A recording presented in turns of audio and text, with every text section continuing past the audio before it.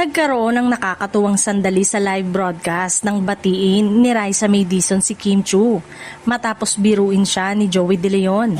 Kasunod ito ng usap-usapang pagbabatian at posibleng collaboration ni na Vic Soto at Vice Ganda na naging usap-usapan din sa social media.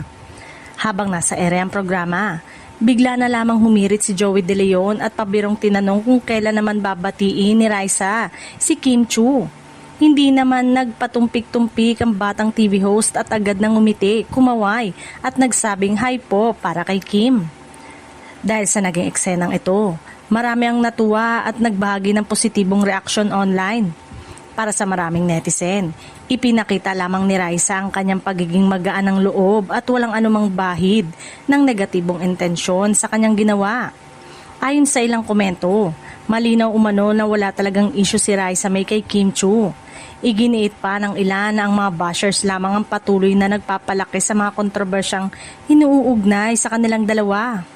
Samantalang maayos naman umano ang kanilang panig. Marami rin ang nagpahayag ng paghanga kay Raisa May dahil sa kanyang pagiging magalang at palakaibigan.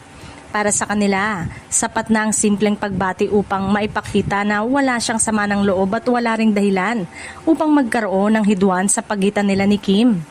Sa ngayon nga, ay inaabangan naman ng maraming netizen kung mapapansin at matutugunan ni Kim Chiu ang naging pagbati ni Raisa May.